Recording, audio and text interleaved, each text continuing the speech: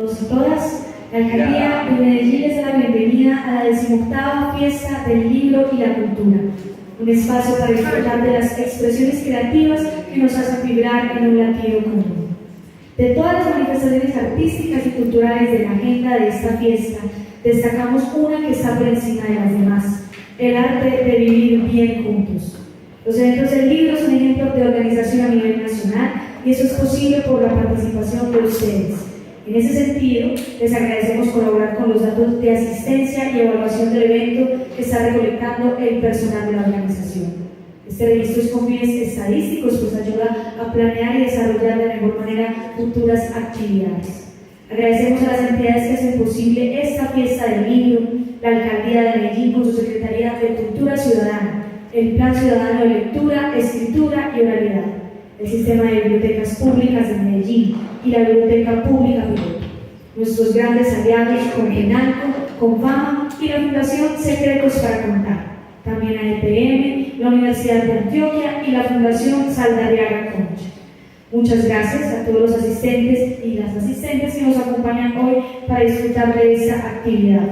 Para comernos mejor, de Luis Bernardo Yepes Osorio, quien conversará con Alberto Morales y convoca Sílaba Editores. Le doy la palabra entonces.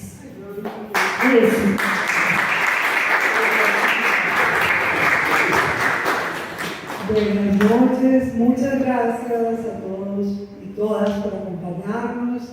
Para Sílaba Editores es una alegría estar aquí presentando este libro tan singular. Vamos a hablar de singular, y que nos tomó mucho tiempo en hacer, que tiene una larga historia, pero que es un libro que queremos mucho, que ha sido muy bien recibido por los lectores y que se sale de pronto de los esquemas tradicionales de los libros, y eso nos gusta porque hay que abrir también el espacio de los libros a la diversidad, a otras miradas, y mirar a Caperucita Roja desde otro ángulo, con un caperuzólogo como Luis Bernardo, es bien interesante. Entonces, gracias a Alberto Morales, periodista, escritor, que nos acompaña en esta conversación, y a ustedes por venir, y a Luis por escribirlo. Adelante. Bueno, buenas noches.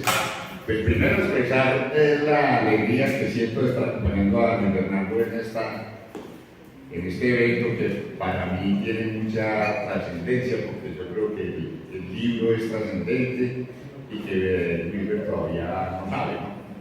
Este es un libro realmente fantástico en el sentido de que es escrito por una persona que a mi juicio es el único caperuzólogo que hay sobre la faz de la tierra. Me han dicho que hay otro, pero no creo que haya un caperuzólogo con la dimensión que tiene Luis Bernardo, porque Caperucita es su pasión, su objeto de estudio, su recreación, su alegría. Quiero que ustedes sepan que él tiene un museo en su casa que vale la pena visitar. Yo no he visto tantas Caperucitas juntos, tantos libros de Caperucita juntos, tanta aventura de Caperucita juntas, y me parece que eso es una cosa extraordinaria.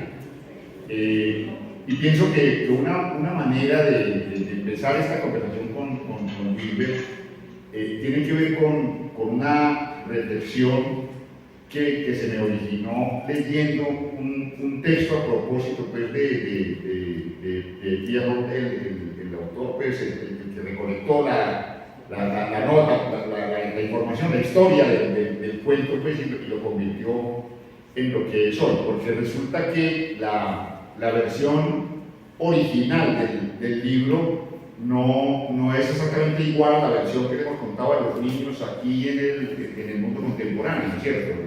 El cuento, pues, es un cuento sencillo. Una niña va a visitar a su abuela, le está haciendo un mandado a su mamá, atraviesa un bosque, en el bosque un lobo la ve, se interesa en ella, se adelanta, devora a la abuela, se viste como la abuela, y cuando la Caperucita llega, también se la va a devorar, y un cazador que aparece, pues, los salva y y le abre pues el diente y salva a la abuela, con el final feliz. Pero el cuento que escribió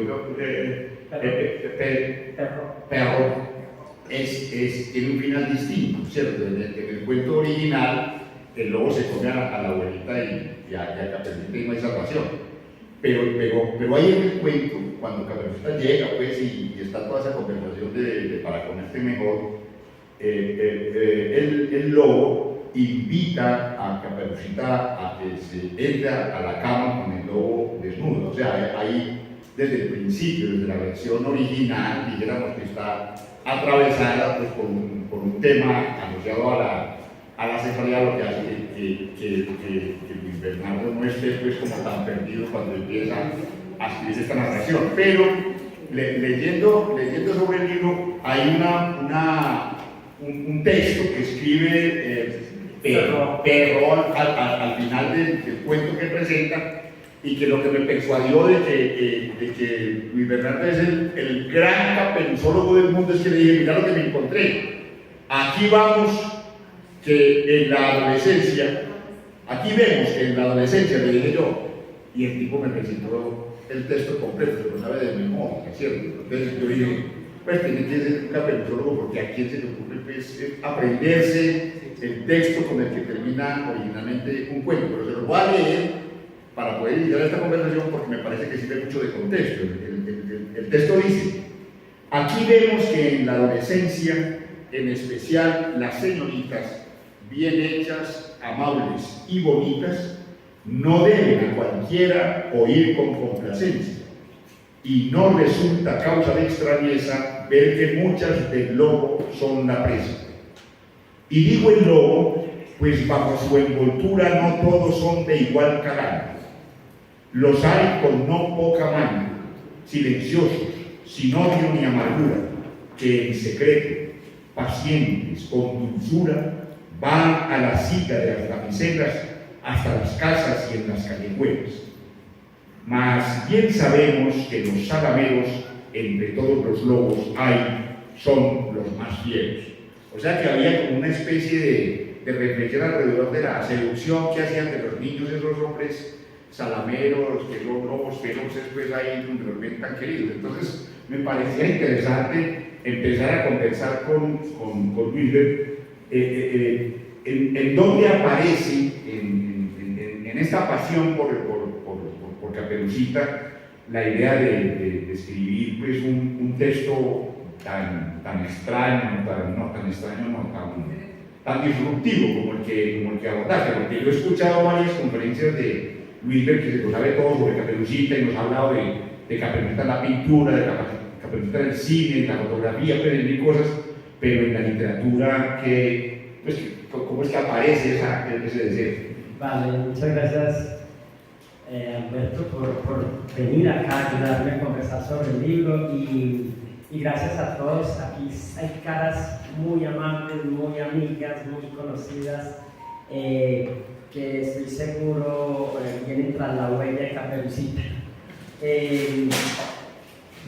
Uno siempre cuando hace algún tipo de arte, uno sueña con lo que se llama meter el gol, ¿cierto? Como yo soy colombiano, uno sueña meter el gol, ganarle a Argentina, ganarle a un campeón mundial. Y a veces no encuentra el camino porque la formación lectora de uno pues no le ha dado todavía pie para explotar con algo diferente. Pero a mí yo tenía algo diferente y es el conocimiento que tengo sobre Caperucita Roja. Entonces, el deseo de escribir, que siempre lo hago.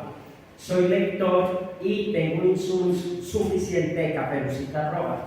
Entonces es el mismo público con el que converso que empieza a decirme, pero hermano, el único que puede hacer algo distinto de Caperucita Roja sos vos. Entonces hice un libro sobre Caperucita Roja y el profesor Lobo, un libro infantil.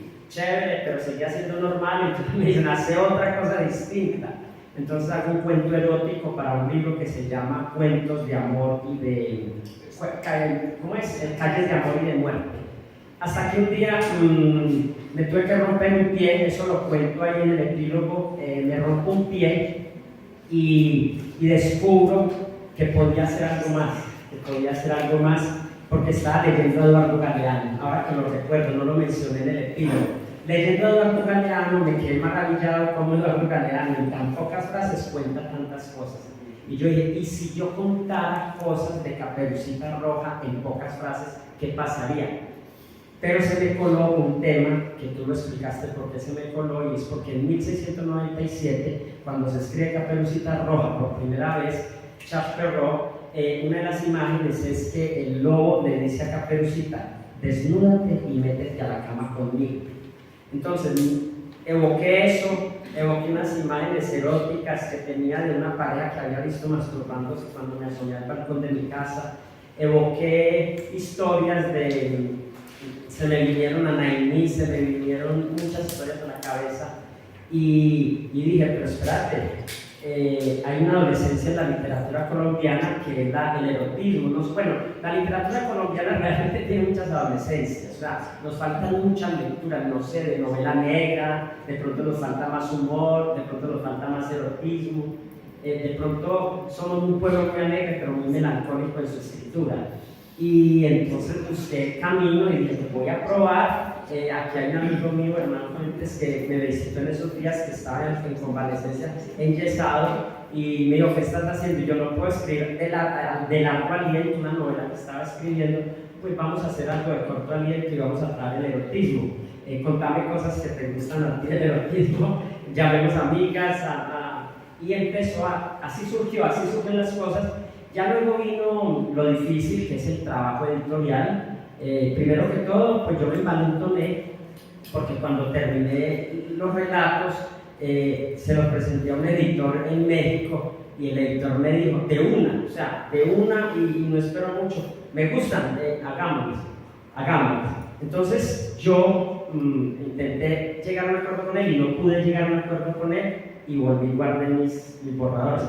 Todo esto tiene un lapso suficiente donde uno tiene tiempo de enfriar el texto, volverlo a sacar, volver a corregir, hasta que aquí en Colombia empecé a mirar los editores y yo dije, uy, pero es que necesito un editor muy valiente, o sea, esto no es tan fácil. Hasta que un ángel me dijo al oído que Lucía Donaído, de Sílaba Editores, podría ser esa persona, esa editorial que se envalentonaría para hacer una obra de esta magnitud. Y ahí fue donde llegué donde Lucía y empezamos a trabajar con su equipo, porque ya obviamente un borrador tiene muchas deficiencias y es cojo, tiene muchas cosas, y montó Lucía el equipo editorial, montó lectores expertos, y un día hicimos algo increíble, que es trabajar en su casa, duro con los textos, y en la medida que nos iban saliendo, con música, que éramos capaces de botar unos, quién sabe si nos equivocamos, pero unos se fueron a la basura. Fue muy bonito. Entonces, digamos que es se le dispara la creatividad en la medida que va encontrando las posibilidades. Y yo tengo una colección donde hay textos muy irreverentes. Entonces tenía que ponerle mi propia cuota, pero para eso necesitaba pulirme con una edición. Creo, lo digo sin temor a equivocarme, que de todos los libros que he publicado, y el Gángster es donde más se ha metido el editor, donde más he tenido trabajo con el editor, y eso a mí me dio mucha confianza y me dio mucha tranquilidad. Bueno, entonces como la responsabilidad era tan grande, entonces yo me metí al tío Google a preguntarle Caperucita Roja y literatura erótica, y entonces apareció Pilar Quintana. Ok, sí. Lo de Pilar Quintana es divertidísimo, porque ella escribió un libro que se llama Caperucita Roja se comía al lobo, y resulta que en el 2012 apareció el libro en Chile, ¿cierto? Y entonces en una escuelita rural lo habían metido ahí con los libros infantiles, y corrió un niño y se fue para la casa a contarle pues lo que estaba ocurriendo, y se armó pues un escándalo ahí casi que de envergadura internacional, y el libro lo prohibieron y lo recogieron y demás. Me generó mucha curiosidad por lo que te voy a preguntar, porque entonces no encontré el libro completo, pero logré encontrar dos cuentos de ese libro, uno que se llama El Hueco, me parece, sí. Pero para mi sorpresa, en el cuento no estaba Caperucita Roja para nada. Era un cuento erótico, pues desde luego, pero entonces leyendo me aparecía que eran nueve cuentos. Tal vez hay una alegoría pues a Caperucita Roja en una aventura erótica, y una muchacha en calle pues, que se devora a un señor, pero tiene como la fantasía pues, de que el tipo es un lobo y demás, pero no este abordaje que es fascinante, porque Luisberg no traiciona el cuento. O sea, durante todo el tiempo en el libro, cuando ustedes lo lean, van a gozar mucho, porque realmente es una relación entre una caperuza mujer y un lobo, pero pues, no alguien disfrazado de lobo, nada, ni un lobo, ¿cierto?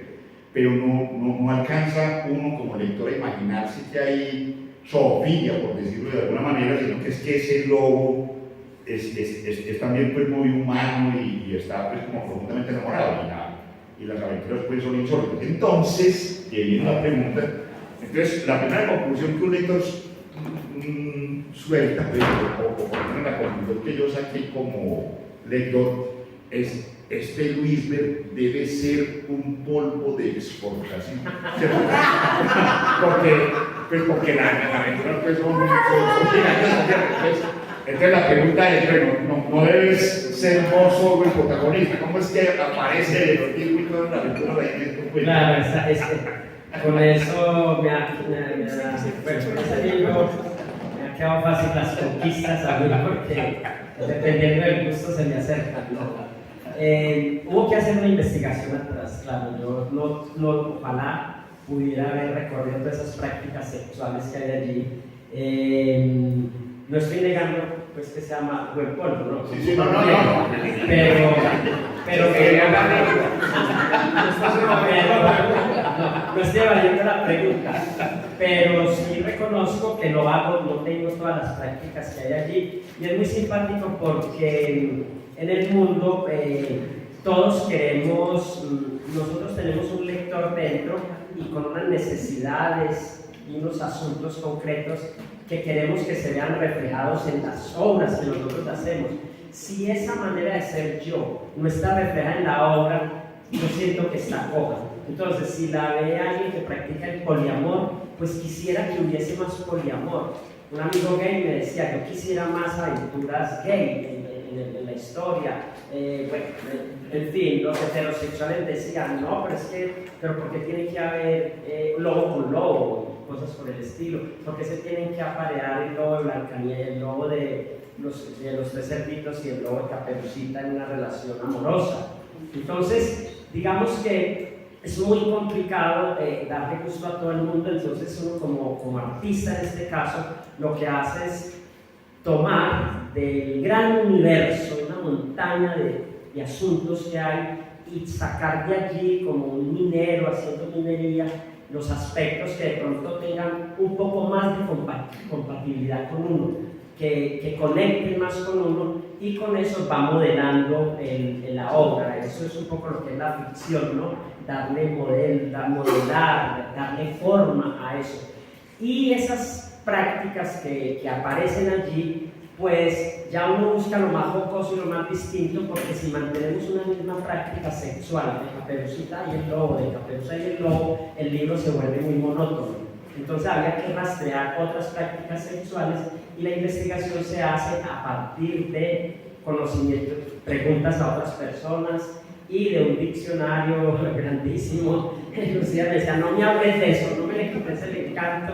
Pero obvio, yo tuve que investigar en un diccionario de prácticas sexuales y aberraciones algunos temas para traerlos poéticamente al libro, porque esa es otra cosa que nos propusimos en la editorial. Vamos a hacer un libro poético, no va a ser un libro vulgar, que desde cualquier punto de vista sea agradable al lector. Entonces digamos que todas estas prácticas que hay aquí tienen indagación, tienen investigación, y por supuesto hay unas que yo hago también. Yo alguna vez leía, de pronto estoy metiendo una mentira colosal, pero creo que era de Honorato de Balzac, que se contaba una historia, que Honorato de Balzac se lo encontró un amigo en un entierro, pero el entierro no tenía nada que ver, pero no era nadie cercano a Honorato de Balzac. Entonces le digo, ¿qué estás haciendo aquí? ¿Por qué estás en este entierro? Entonces el tipo dijo, no, es que yo estoy acumulando información para la literatura, pues yo quiero observar cómo es la cosa pues, del entierro y los dolores y la cosa. Entonces voy a ser infidente porque en alguna conversación que tenía con Luisberg,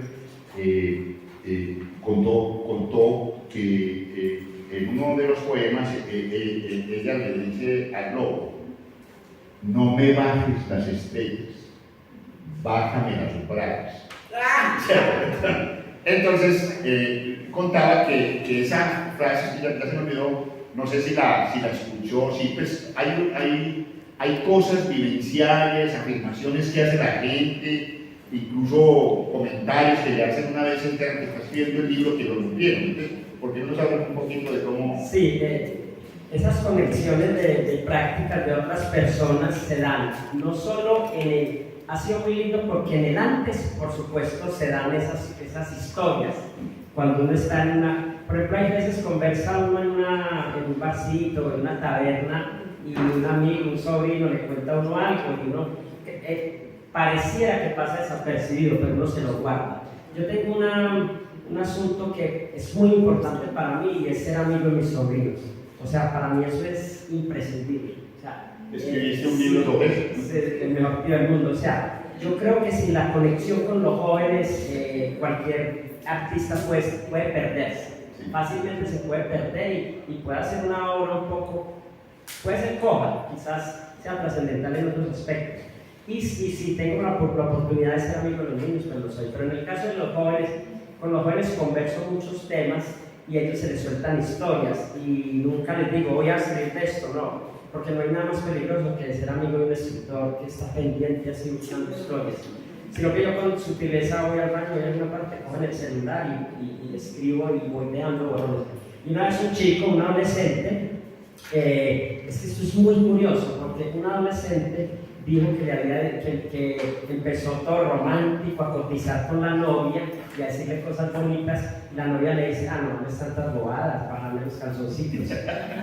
Y cuando el libro es presentado en Bogotá, el libro estaba en el stand de Sílaba y pasó un joven y se quedó, y como ese está de segundo más o menos, entonces llega y lo lee y se empieza a reír con el otro chico y dice, mira lo que me dijo Mónica, lo que me dijo Mónica. O sea, en el antes y en el después, ese poema, esa imagen está perdurando ahí. Entonces, ese tipo de cosas es lo que esa anécdota tal vez es la que querías que te conectara y me permitió a mí caer en algo que no había caído, y es que las vigencias se dan en el antes y en el después, y seguramente en este momento, en alguna parte del mundo, hay alguien diciéndole a una chica, muy probable, vaya en Brasil, bajo en las tangas, no las tangas. Claro. Pero es fascinante eso que ejercita el escritor y que lo conecta pues como con la vida.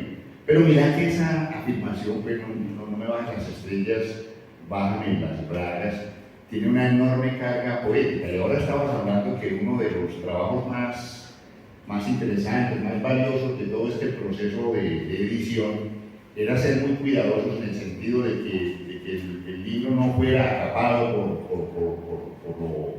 por la vulgaridad, por lo bizarro, pues. Y eso me permite como hacerte una pregunta. Es que al hacer una definición de este texto, tú dices, hombre, estos son relatos eróticos, ¿cierto?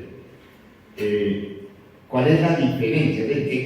¿Qué diferencia el erotismo de la pornografía? Pues porque yo me puse para poder estar bien preparado pues, para esto, me puse a mirar pues, literatura erótica y a mí me impactó una cosa leyendo textos de Anaïs Nin y de Henry Miller, porque en los textos eróticos de Henry Miller la obviedad es evidente, ¿cierto? O sea, es casi grotesca la manera como se describe. En cambio, Anaïs Nin, que no deja de ser grotesca en muchos de sus cuentos, digamos que prima más esa cosa de la poesía, ¿cierto? Entonces me gustaría un poco que nos contáramos cómo diferencias tú el erotismo de la pornografía, porque es evidente que tú tienes ahí unos relatos fotográficos y muchos relatos eróticos. Entonces un poquito, ¿por qué no nos cuentas? Bueno, no sabría ahí si hay relatos pornográficos. Sí hubo una intención de que el libro fuera pornográfico, es decir, buscando, le pasó como le pasó, hay un libro hermoso que se llama Oso, que es una relación de una bibliotecaria con un oso. Y ella quiso hacer ese libro, nosotros lo leímos en el club de lectura, ella quiso hacer un libro pornográfico para salir de la pobreza, es canadiense, porque la estaba pasando muy mal, y en la medida que lo fue escribiendo le fue saliendo una novela erótica muy bonita. Y yo pensé igual, pero con estos relatos, bien, yo quiero hacer algo muy pornográfico. Yo quiero superar a Henry Miller en explícitez de film. Y de hecho, los primeros textos que presenté a Sílaba fueron textos pornográficos y algunos eróticos. Tanto que el comité de evaluación, sin desechar el proyecto, me dijo: no vamos a desechar el proyecto, pero tomemos una decisión, tómala tú. ¿Tú quieres un libro pornográfico o quieres un libro erótico? Entonces yo dije: no, la verdad, ya me cansó lo pornográfico, quiero un libro erótico, y le trabajamos duro al erótico. Pues en el erotismo, ¿qué entendemos? El erotismo es una situación más sutil, más velada, a veces metafórica. Inclusive estos son libros que no se leen una vez y hasta luego lo guardo. Son libros que se tienen que releer constantemente porque hay referentes que a veces el lector no los tiene, y a la tercera o cuarta leída puede leer distintas historias, porque hay unos referentes poéticos, porque se echa mano de una información no visual que tienen los lectores y que con esa terminan de leer el texto, pero hay otra información no visual que a veces no la tienen, y la vida les puede dar después ese bagaje y comprender más el erotismo de la historia, lo velado de la historia. Es decir, personas que hoy, por ejemplo, la infancia carece mucho de la posibilidad de leer los grandes clásicos de la literatura infantil, y por este libro transitan Blancanieves, transitan Los Tres Cerditos, por citar algunos. Y si una persona no conoce, por ejemplo, la historia de Blancanieves, puede que no encuentre el erotismo en uno de los relatos. Entonces, digamos que tiene poesía, y tiene poesía. Es que yo no digo por ejemplo, ahí nunca me encontré la palabra verga, que en un principio se iba a utilizar en los relatos pornográficos para crear un impacto más fuerte. Jamás es más fácil utilizar flauta u otra palabra, o pito, o palo, que verga. Y lo otro que recorre el texto poéticamente es que las palabras tratan de no repetirse, de que en cada escena, en cada cuadro, evolucione el lenguaje, haya otra posibilidad de decirlo. Pues yo soy uno que nunca dejo de trabajar sin un diccionario de sinónimos. Para mí es imprescindible, y la búsqueda es muy fuerte de eso. Entonces, no es explícito. Realmente la mayoría de escenas no son explícitas, habrá unas que les parecerán explícitas, el teléfono rojo de las escenas más fuertes, pero de hecho uno de los que discutimos y después quedamos en que era interesante si le poníamos el título, porque lo otro lindo en los relatos es que el título también toma partida. Si a veces no lees el título, pues estés ya perdiendo el texto y pierdes ahí sí la posibilidad poética y la posibilidad velada de tratar de entender el texto. Entonces digamos que no son unas historias meramente explícitas, claro, sino que hay, por ejemplo, el del tango. El tango, uno tiene que saber cuántos movimientos tiene el tango, pero si no lo sabe, el texto se los dice para terminar en devorar. Pero las otras frases son poéticas, porque son las frases del tango, no son las frases de la vida real, sino son los pasos que se utilizan en el tango para llegar al devórame. Claro, es cierto. Pero sí, pero es evidente que hay pues una cargada vocación erótica pues, en la construcción de este texto, y muchas veces lo que yo digo pues que puede ser pornográfico, que es una afirmación pues aventurada, es porque tratando de aprender sobre el tema pues me puse a buscar, y encontré un tipo que se llama Julius Evola, que escribió un libro sobre la breve historia del erotismo. Y este tipo sostiene una hipótesis respecto a lo que significa la diferenciación entre la pornografía y el erotismo, porque él dice que el erotismo es todo el ritual previo al acto sexual, pues propiamente dicho, ¿cierto? Entonces, en el erotismo está la caricia, está la conversación, ese previo que es como un proceso comunicacional entre los amantes y que es menos intenso pues, el orgasmo pues, propiamente dicho.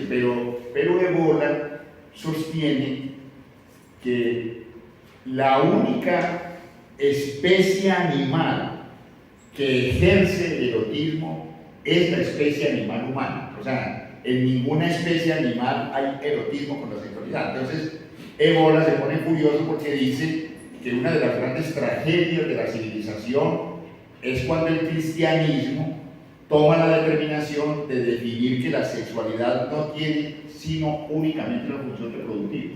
Entonces dice, eso es una infamia porque evidentemente la sexualidad puede desencadenar la reproducción, pero ese no es el fin de la sexualidad en la especie animal humana. Eso me pareció muy bonito. Pero dice una cosa que es muy bella, que me persuadió a mí y quiero rescatarlo, me persuadió de lo que significa la vocación erótica del libro, y es que tanto Evola como Byung-Chul Han dicen que para que haya erotismo se necesitan dos. O sea, el eros como es un acto comunicacional, necesita que estén los dos. Entonces, Luisberg, con muy buen juicio, no denominó el libro para comerle mejor, sino que lo verbalizó en términos de la relación entre dos, digo, para comernos mejor, que es una cosa conceptualmente como muy distinta, y eso me pareció muy valioso. Pero entonces, uno empieza a rescatar palabritas de sus poemas y ella le dice a él: no ves que me matas si no me devoras, lobo. Que es una referencia pues como a la muerte. Y entonces encontré otro tipo, ya no hablo más para que hable Luis, encontré otro tipo que me pareció fascinante porque él plantea que el tema del erotismo está asociado al hecho de que la especie animal humana es la única que tiene plena conciencia de que se va a morir, del carácter efímero que hay en la sexualidad. Por eso a los orgasmos se le llama la pequeña muerte. Entonces él encontró una pintura que me parece a mí que le da la entrada a esta reflexión, porque en esas pinturas de las cavernas en España hay una escena en donde los hombres pues, primitivos del Paleolítico están rodeando a un mamut para cazarlo. Y en la pintura todos los hombres tienen el pene erecto. O sea, que es como la pulsión de la muerte. Entonces, Luisberg, y la pregunta está orientada a eso, hace un recorrido, pero desde luego con expresiones como la de la muerte, pero hace un recorrido diverso. En el club de lectura, Liliana hacía referencia como a los múltiples contenidos pues, que hay en los poemas, hasta humor. Hubo en el club de lectura alguien que dijo que el teléfono rojo era un relato humorístico, ¿cierto? Entonces quería como que nos contaras esos matices que se mueven en el libro desde el punto de vista temático. Sí, eso fue muy bonito porque tocó hacer un gran esfuerzo.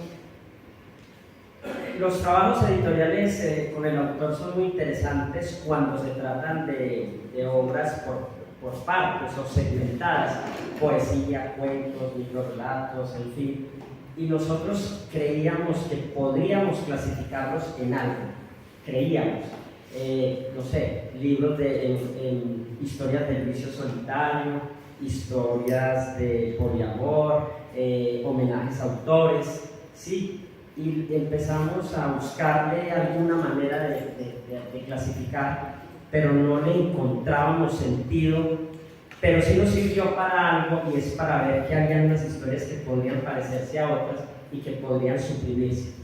Sin embargo, aventuramos una clasificación, es decir, es imposible que ustedes crean que el libro está así, que yo entregue este borrador tal como está en este orden. No, hubo que trabajarle, a ver cuál va primero, cuál va segundo, cuál va tercero, cuál va cuarto, cuál va quinto, cuál va sexto. Eso no es tan fácil llegar a eso. Llegamos a eso, pero lo más lindo que me ha pasado es que los lectores, siempre que se refieren al libro, dicen, me gusta más la primera parte, o me gusta más la segunda parte. Otros dicen, no, a mí me gusta todo. Pero es como si vieran dos partes. Es muy extraño porque ven dos partes los lectores. Yo creo que a lo último, de pronto, el homenaje a los autores, buscando la atmósfera con la que escribía Gao en unos, Cortázar en otros, Juan Gelman en otros, Roca en otros, bueno, cada uno de los autores, Federico García Lorca, que también le hacemos un homenaje, pues ahí es donde creen que hay erotismo aquí y aquí está más pornográfico.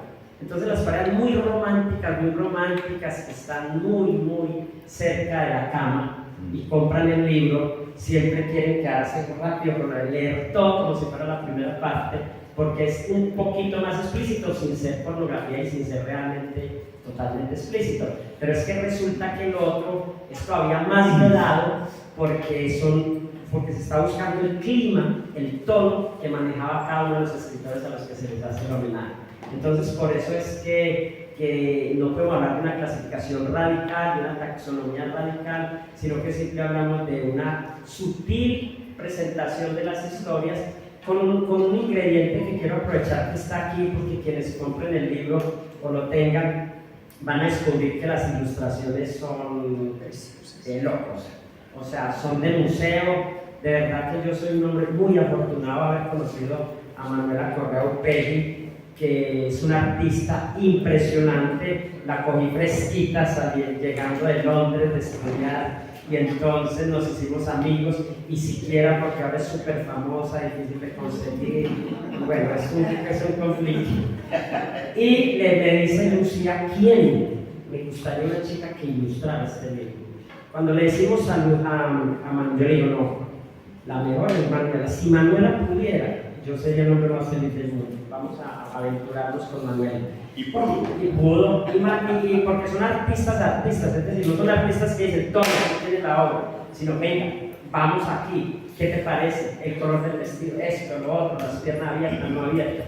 Pero lo que quiero decir aquí es que cuando Manuela le decimos unas 10, 11 imágenes, Manuela nos entrega las 11 imágenes, incluyendo esta belleza que tiene la carátula. Y nos las entrega, pero no nos dice, esta puede ir aquí, esta puede ir allá, nos las entrega. Y uno empieza, pero esta cuál le inspiró, pero esta cuál poema le inspiró, pero esta cuál texto le inspiró, pero esto. Entonces ahí es donde hacemos un ejercicio, Lucía y yo, y jugamos a clasificar el libro con base en las 10 ilustraciones. Entonces, 10 relatos o poemas, una ilustración, 10 relatos o poemas, una ilustración. Y cuando empezamos a ver el libro, es verdad que tiene un sabor cada ilustración. Por ejemplo, cuando empieza con los 2 relatos del olor, hay 2 relatos, uno a que huele el lobo y otro a que huele Caperucita en el tema erótico, pues encontramos esta que había hecho Manuela. Entonces le devolvemos a Manuela sus ilustraciones con los textos, y yo creo que ella misma quedó asombrada. No, está perfecta. Bueno, como estábamos hablando de que es tan poderoso ese concepto de para comernos mejor, este texto tiene un esfuerzo que me parece que es sobresaliente, en el sentido de que en igualdad de condiciones y con libertad, cada uno de ellos habla. O sea, hay relatos en los que el narrador es el lobo, y hay relatos en los que la narradora es Caperucita. O sea, está pues como, es muy sensible en la lectura la diferenciación entre los deseos eróticos de ellas y los deseos eróticos de ellos. ¿Cómo lo hiciste? Esa parte es muy difícil, porque además yo como lector aborrezco los libros de hombres que ponen la voz de mujer y no lo consiguen, y viceversa. Mujeres que tienen un protagonista hombre, no sé por qué lo tienen, pero no se refleja en la voz y en la psiquis del personaje. Esa es la parte más difícil. Cuando yo me retiré de dirigir un grupo, un club de lectura juvenil en Confenalco, Antioquia, hace muchos años, que me hicieron la despedida, me hicieron pues el mejor halago del mundo, porque una de las intervenciones dijo y todos dijeron, ay sí, lo habíamos visto. Dijeron que yo tenía una parte femenina muy desarrollada. A mí ¿cómo? Yo me creo tan macho, alfa y tal. Y eso me sirve mucho para la escritura, o sea, esa sensibilidad, esa mirada femenina. Y yo estoy muy feliz con el resultado, porque la misma editora, el mismo comité editorial reconoció que ahí había voz femenina cuando hablaba Caperucita, y me lo corrigió una mujer escritora. Pues, entonces, si habla como mujer, o sea, que no me vayan a dejar cometer un error, que odio esos personajes que dicen se llaman mujer, pero actúan con una masculinidad exacerbada. Entonces, creo que se logra, primero porque seguramente sí tengo yo como reconozco que tengo algo de femenino y que me defiendo con eso. En las reuniones de paseos o de clubes o de qué, normalmente todos terminan reunidos, un grupo de hombres y un grupo de mujeres. Y yo siempre resulto conversando con el grupo de mujeres. Siempre resulto un ratito con los hombres, pero siempre tengo la vocación de conversar. Me encanta conversar con las mujeres, me fascina, aprendo muchísimo. De los hombres sí, puede que aprenda del precio del dólar y un montón de cosas que les gusta hablar, y de los partidos de fútbol y tal. Pero un ratito, yo sé que conversando un ratito, pero con las mujeres yo puedo pasar noches enteras conversando. Entonces, digamos que se logra porque me contamino, me unto de mujer, y me estaba costando, aquí puedo ser infiel, me estaba costando más crear la voz masculina, del lobo, me estaba costando más, porque se entiende que los hombres somos más explícitos con la sexualidad, no somos tan velados, pero cuando hablo con amigas, me dicen, eso era antes de su época, ahora nosotras también vamos al grano, bájame las bragas, ¿sí? Entonces empiezo a entender que ya no era la cuestión de situaciones, sino de lenguaje. Es decir, las situaciones tanto de los hombres como las mujeres nos gustan de manera similar, pero el lenguaje siempre seguirá siendo más poético. El de las mujeres, así se me vengan encima muchas hombres. Bueno, voy a hacer una última pregunta, porque ya me hicieron señales y tenemos el interés de que apenas me respondan, ustedes tengan la posibilidad de hacerle algunas preguntas a Luis Bernardo antes de despedirme. Pero estaba hablando ahora, Luis, que hay personas que creen que el libro tiene dos partes y que la segunda parte se inicia con un homenaje que él le hace pues, a escritores notables de la literatura que los involucran pues, en esta cosa del cuento de Caperucita. Pero eso me permite hacer una reflexión, en el sentido de que Lisbeth, pues fundamentalmente es un bibliotecario, pues, su oficio pues, tiene que ver con el impulso de la lectura, con guardar los libros. Lisbeth es muy prolífico, escribe pues, ponencias para congresos internacionales a donde asiste, hace textos pues, académicos alrededor de la bibliotecología, y ha incursionado, bueno, también escribe proclamas libertarias, como cuando gritó pues, que él era un bibliotecario y no un ¿qué? Gánster. No un gánster, soy un bibliotecario, no soy un gánster, entonces es como una especie de proclama. Y ha incursionado, dijéramos, en términos literarios, en algunos cuentos infantiles, pues que es un poco el perfil que se le conoce. Tiene un libro de relatos muy interesantes, pues como de los habitantes de la comuna que me parece que se los recomiendo. ¿Cómo se le llama? Ese es el de los educantes. Sí. No, Calle de Amor y de sí. Pero resulta que este libro, que está pues, desde luego inspirado en un cuento infantil, es un libro para adultos, es literatura erótica, y hay un esfuerzo pues ahí creativo de narrador que es importante. Entonces, pues claro, cuando uno escribe un libro infantil, pues asume pues, que el lector pues, son niños y demás, ¿cierto? Pero yo pienso que este libro debe haber desencadenado reflexiones alrededor de lo que significa el lector pues, de literatura, porque ya no dice es un señor grande, ¿cierto? Que ya tiene lectores pues, están abordando de acuerdo con otra lógica. Entonces me gustaría como conocer de manera, como concluyendo, ya que no concluyendo, pero ¿qué estás aprendiendo de esta nueva cosa de los lectores que además están participando mucho contigo, te llaman, te regañan, te proponen? Entonces, hablemos de eso antes de las preguntas. Esa parte sí es muy interesante y ha sido un aprendizaje muy grande, porque yo en mi condición de promotor de lectura, es decir, de lectura y de lector, siempre estudié con mucho juicio al escritor. Un poco como creyendo que todo lo que a mí no me gustara era culpa del escritor. Entonces viene un estudio de la psicolingüística con Frank Smith y empiezo a estudiar el lector. ¿Quién es el lector? ¿Por qué se da el acto lector en el ser humano? ¿Qué hace que uno sea capaz de comprender un texto, uno y otro y otro? Y llega uno a saber por qué. Tiene que ver mucho con el tema, pero también tiene que ver con la gramática y tiene que ver con el idioma. Si una persona no entiende un texto, es quizás porque está en otro idioma que él no lo habla, pero si está en el idioma que él habla, no tiene por qué enfadarse. Luego vienen los temas gramaticales. Si el texto está bien escrito sintácticamente, las palabras son las adecuadas, tipográficamente no se han equivocado, es decir, si lo comprende de acuerdo a su nivel de experiencia lectora, tampoco tendría por qué enfadarse con el texto y con el autor, porque terminamos enfadándonos con el autor. Y ahí viene la tercera parte, que es el tema.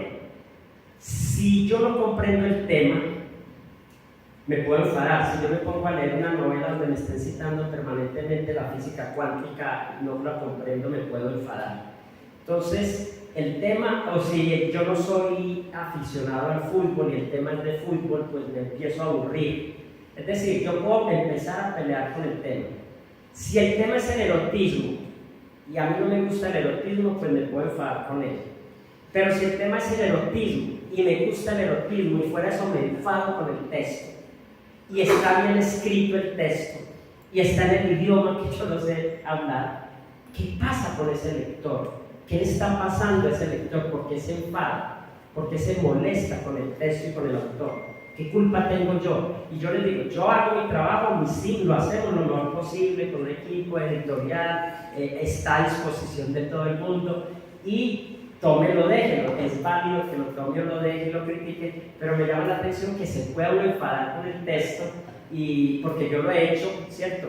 ¿Por qué se enfada un lector leyendo Lolita de Nabokov? ¿Por qué se enfada? Entonces empieza uno a preguntar si hay prejuicios, con qué empieza a leer uno con su enciclopedia cultural, y si su enciclopedia cultural está contaminada frente a ciertos temas, o está vedado, o estoy mutilado, entonces es posible que me enfade. Entonces este texto me ha permitido mucho empezar a estudiar a los lectores, al contrario de que cuando era lector estudiaba al escritor, ahora como escritor tengo que estudiar más a los lectores, tratar de entenderlos, pero no dejarme condicionar por ellos, ni mucho menos, sino que es muy simpático porque en el ejercicio de promocionar una obra, tú tienes que estar conversando permanentemente con los lectores y aprendes mucho. Aprendes hasta de las desavenencias en las que te veas involucrado, y a guardar silencio y a reflexionar en esos silencios. Entonces, por ejemplo, les repito, hay amigos de una condición sexual que me exigen que por qué no tenía otros textos y tal. Hay otros que me dicen, ¿por qué no lo hiciste más voluminoso, más escandaloso, más... Es muy simpático uno como escritor verse abocado a esto y seguir siendo muy respetuoso con el lector. Entonces ando como en una búsqueda de ver si empiezo a hacer ahí sí una clasificación didactista, no tiene nada que ver con la literatura, me perdonan, pero me empiezo a imaginar el lector precoz, el lector tardío, el lector enfadado, el lector calmado, el lector propositivo, el lector conciliador, el lector cobarde, una serie de asuntos que me empiezan a llamar la atención. Entonces, eso es lo que me ha permitido este libro en una sociedad que, lo digo no por ustedes, sino en términos generales,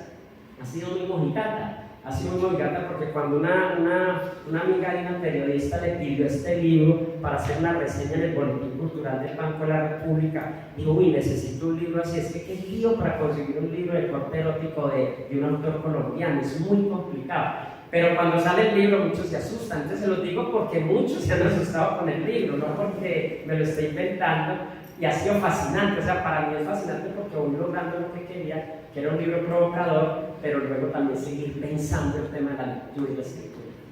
Perfecto, se nos acabó el tiempo. Yo creo que No, puede haber alguna pregunta de una Tengo pregunta. una. Como lectora podemos soñar con una novela erótica próximamente. Tuya.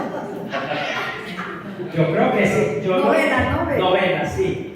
Hay una novela que me gusta mucho de Fuequinos que se llama Charlotte, el estilo. Es decir, que descubrí yo que tengo muchas posibilidades de escribir de corto, algo abundante en lo corto, ¿cierto? Digo bastantes cosas en un párrafo y soy capaz de decirlas bonitas.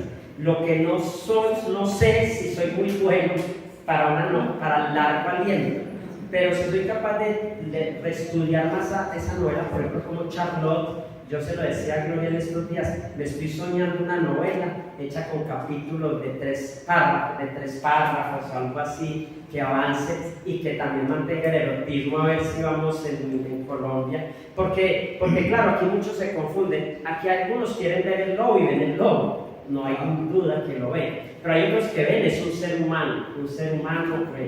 Entonces ya es la apuesta, los insumos que pone cada lector para hacerlo. Y me dio que a pensar que sí podemos hacer una novela erótica corta, de capítulos cortos, con alcance muy universal, porque en las ferias que hemos visto, por ejemplo, yo me tomo la molestia de pararme al lado del stand de sílaba para ver la actitud de los lectores, y les gusta mucho cuando se lee alguna historia de amor, que era lo que me pasaba a mí cuando leía el libro de Jairo Aníbal Niño de poemas. Yo gozaba con ese libro de poemas, o el otro de poesía nacional después del colegio, que eran libros, poemas eróticos del colegio. Entonces, creo que Colombia necesita eso, y Liliana, gracias por esa pregunta y por la tomo como una especie de espaldarazo De reto. Claro. Bueno, se nos acabó el tiempo. Muchísimas gracias a ustedes.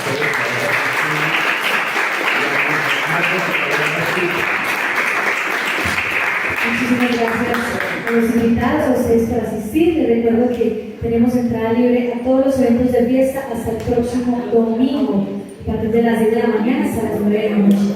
Si me pueden hacer el favor de salir por la puerta derecha, les agradezco muchísimo y que tengan una feliz noche todos. Gracias. Estamos muy juiciosos. Muy juicioso. Así. Qué bueno, sí. Lo hago por la compañía. Donde quieras, desde aquí. Listo, perfecto. Dale. Estás solito, viniste solito, te ves raro. Ya sales de la mano. Listo, dale. Cuídate, gracias. Venga, sentémonos allí. Seguro aquí nos echan. Ah, sí, ya.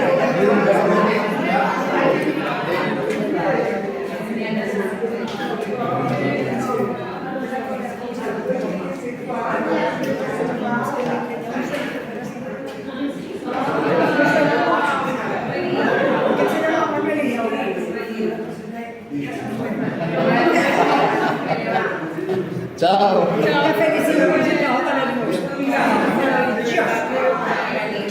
Excepcional, muy bien.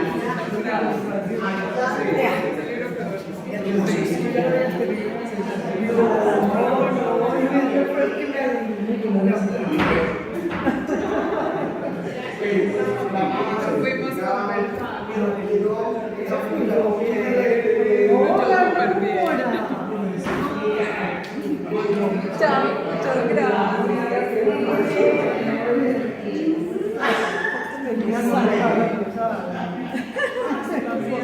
Ay, chao.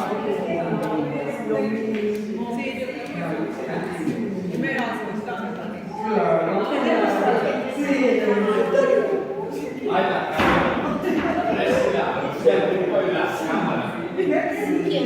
Ay, sí, apague, que le sigue grabando ahí.